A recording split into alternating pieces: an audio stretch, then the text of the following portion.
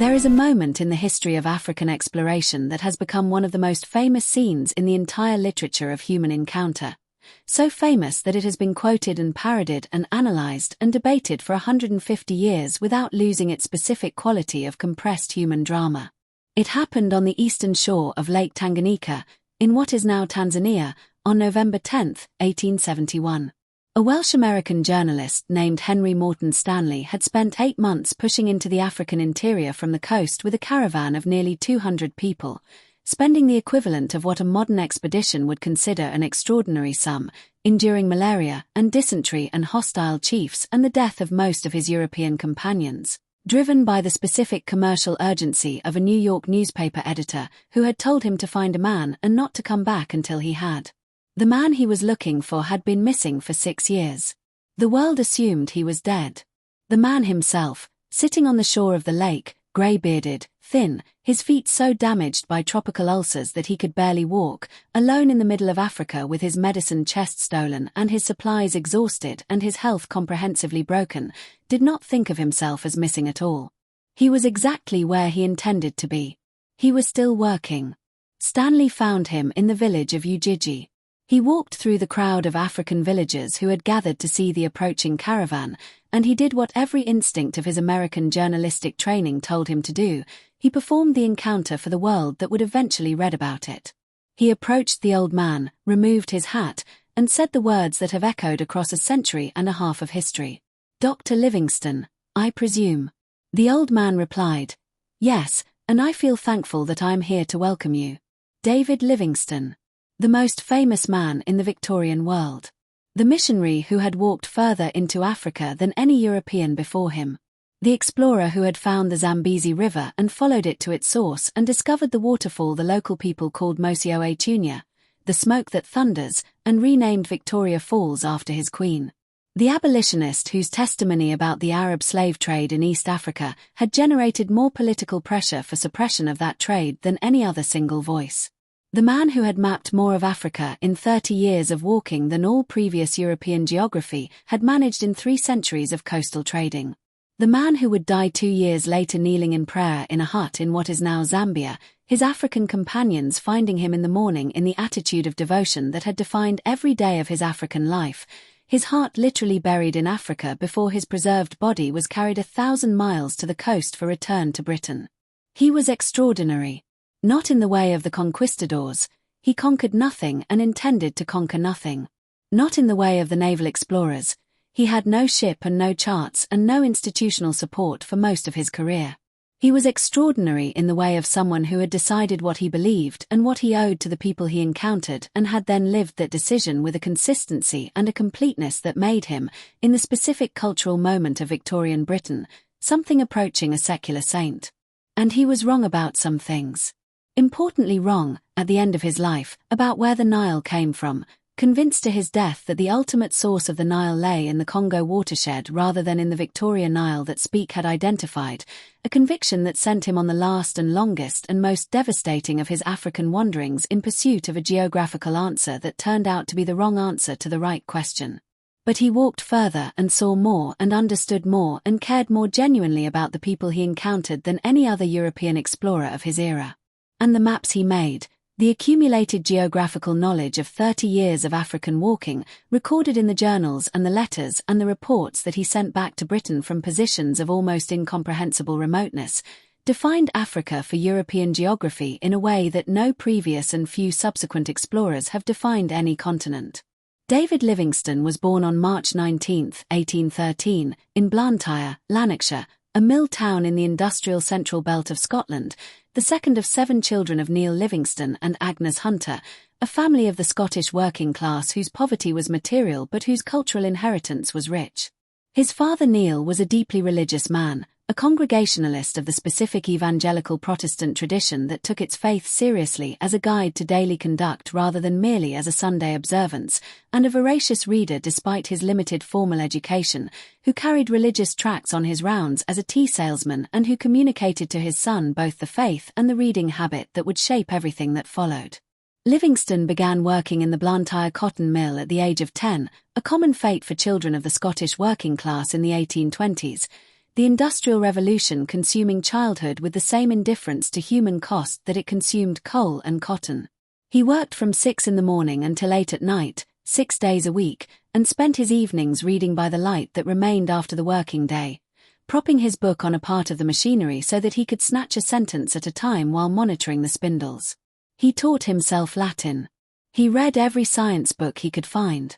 He read travel literature, the accounts of African exploration and missionary work that were beginning to circulate in the evangelical Protestant world and that spoke to something specific in his sense of what a life devoted to God and to the service of others might look like. The moment of vocational decision came when he read an appeal by a Chinese missionary for doctors and ministers to come to the mission field, the specific combination of medical and spiritual service that appealed simultaneously to his religious conviction and his growing interest in science. He decided to become a medical missionary. He saved his mill wages, obtained a bursary from the London Missionary Society, and at the age of 23 left Scotland for the first time in his life to study medicine and theology in London and Glasgow. He qualified as a physician in 1840, the same year he was ordained as a Congregationalist minister, and was assigned to Africa by the London Missionary Society. He arrived in Cape Town in 1841 and made his way north to the mission station at Kuruman in what is now South Africa, where the celebrated missionary Robert Moffat had established the furthest North European settlement in southern Africa. He married Moffat's daughter Mary in 1845, a marriage that was both a genuine love match and, in its later years, a source of considerable guilt and grief as the demands of his African exploration repeatedly required him to be absent from his wife and children for years at a time. His first decade in Africa established the pattern of his entire career, the pattern of always going further north, always pushing past the boundary of the known world into the territory that European geography had not yet mapped, driven by a combination of genuine religious mission and the specific geographical curiosity that made every unknown river and every uncharted watershed a question that needed answering. The other European missionaries and settlers at Kuruman found the frontier of the known world adequate for their purposes. Livingstone found it a starting point. His first great geographical discovery came in 1849, when he crossed the Kalahari Desert, a journey that had been considered impossible by the European settlers of the Cape Colony, and reached Lake Ngami, a large lake in what is now Botswana that was entirely unknown to European geography. The discovery was announced to the Royal Geographical Society in London and won him the prize that society awarded for the most important geographical contribution of the year, the first of many such recognitions, and the beginning of the public reputation that would eventually make him the most famous man in the Victorian world. But Lake Ngami was not enough. It was the beginning. He pushed north from Ngami to the Zambezi River, the great river draining central southern Africa that was entirely unknown to European geography above its mouth, and followed it, in 1853 to 1856, in both directions. First west to the Atlantic coast at Luanda in what is now Angola, becoming the first European to cross the African continent from east to west. Then east, back to the Zambezi and down it to the Indian Ocean, becoming the first European to cross the continent from west to east. The crossing took 4 years. He walked approximately the width of the United States, through terrain that was simultaneously beautiful and lethal, carrying his instruments and his journals and his faith and very little else. The discovery of Victoria Falls, which he reached in November 1855, approaching from the west along the Zambezi, produced the most famous passage in all of his writing. The local people called it Mosi Oe Tunya, the smoke that thunders, and the name was accurate. The waterfall is not a single fall but a curtain of water 1,800 meters wide, with the Zambezi dropping approximately 108 meters into a narrow gorge whose confined space creates the specific visual effect that astonished every subsequent visitor. The spray rising 200 meters above the gorge in a permanent cloud visible from 50 kilometers away. The specific thunderous sound of an enormous river suddenly compressed into a narrow space, the rainbows that form in the spray giving the falls a specific quality of beauty that Livingstone described in the most lyrical prose of his career. He wrote that scenes so lovely must have been gazed upon by angels in their flight. He named the falls after his queen. The name Victoria Falls has coexisted with Mosi Oe Tunya ever since, both names official, both in use, the European name and the African name side by side on the maps, a microcosm of the specific historical complexity of African geography in the age of exploration. He returned to Britain in 1856, the first time he had been home in 16 years, to a reception of overwhelming public enthusiasm. He was lionized. He lectured to packed halls. His book Missionary Travels and Researches in South Africa sold 70,000 copies in its first edition, an extraordinary number for a Victorian travel account, and established him as one of the most widely read and most influential writers of his age. The Queen received him. The universities gave him honorary degrees. The geographical societies awarded him their medals. He was the most famous man in Britain. He was miserable. Not because of the fame, though the specific demands of celebrity were exhausting for someone whose deepest preference was for the road and the river rather than the lecture hall and the dinner party, but because of what he had seen and what he knew and what he believed the world needed to hear. The slave trade. The Arab slave trade in East Africa, the network of Arab and Swahili merchants based at Zanzibar who were reaching deep into the African interior, raiding communities, taking captives, and marching them to the coast for sale to the markets of Oman and the Persian Gulf, was, in Livingstone's direct experience, the most devastating force operating in the African interior. He had seen its evidence everywhere he traveled: the burnt villages, the empty landscapes from which the population had fled or been taken, the specific human suffering of captives being marched to the coast in chains and yokes under conditions so brutal that the mortality on the march was estimated at 40% or more.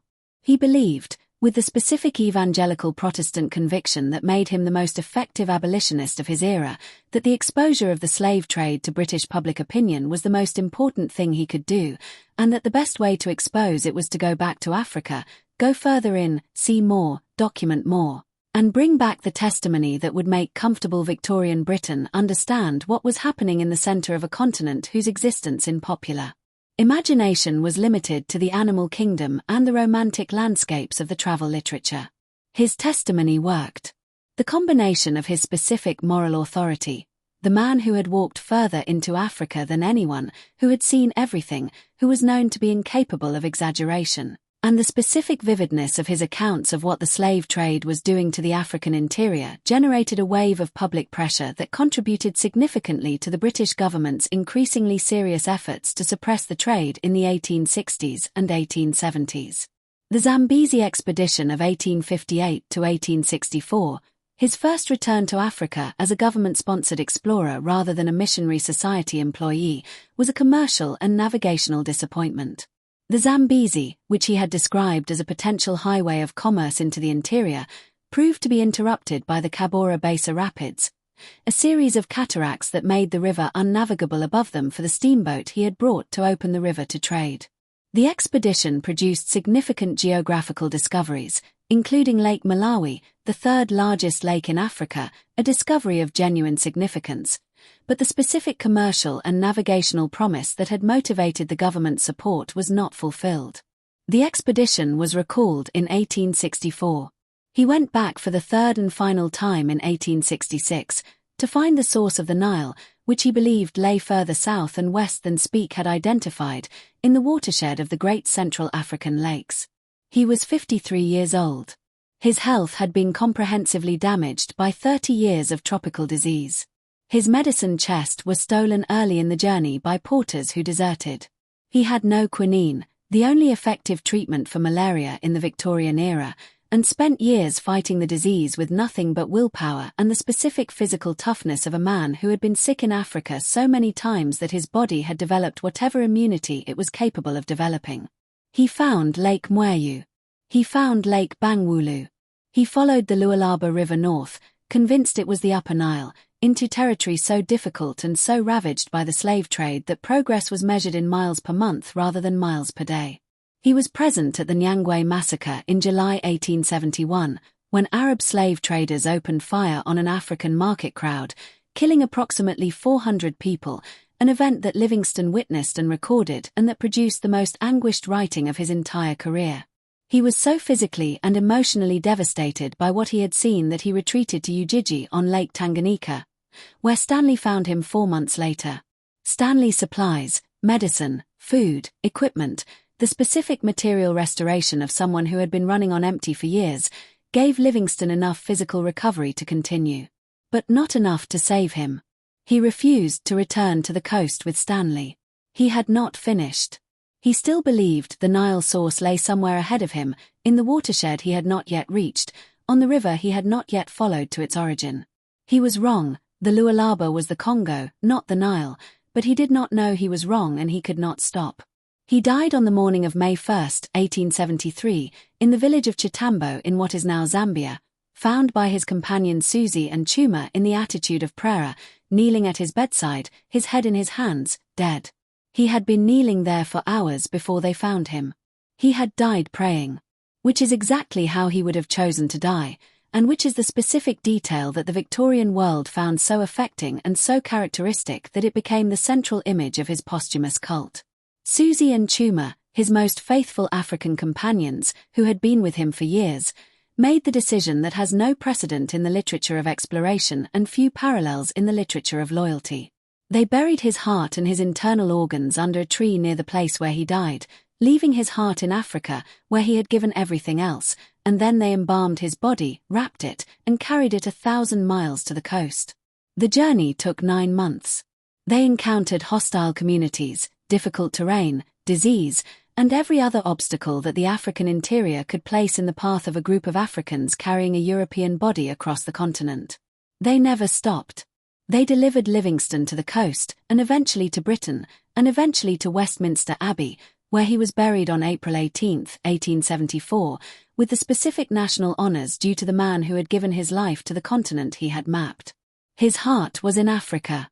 The rest of him was in Westminster Abbey. And the maps he made, the 30 years of walking accumulated into the charts and the journals and the reports that had filled in the blank heart of Africa for European geography, were the foundation on which every subsequent mapping of the continent was built. He was not perfect. His geographical instinct failed him at the end. His absences from his family left wounds that his fame could not heal. His specific relationship to the colonial enterprise, the degree to which his exploration, however genuinely motivated by faith and compassion, was part of the process that opened Africa to colonization, is a complexity that his Victorian admirers did not engage with and that his modern assessors must. But he walked further and cared more genuinely than any of his contemporaries. He mapped Africa not from a ship's deck or mountain peak but from the ground, one step at a time, for 30 years. He treated the people he encountered with a respect and a humanity that was genuinely unusual in the specific cultural moment of European expansion in Africa. And the specific combination of his geographical work and his anti-slavery testimony and his personal example of what a life of genuine conviction looked like produced an impact on the Victorian world and on the subsequent history of African engagement that no other figure of his era can match. His heart is in Africa. It has been there for 150 years. It never really left.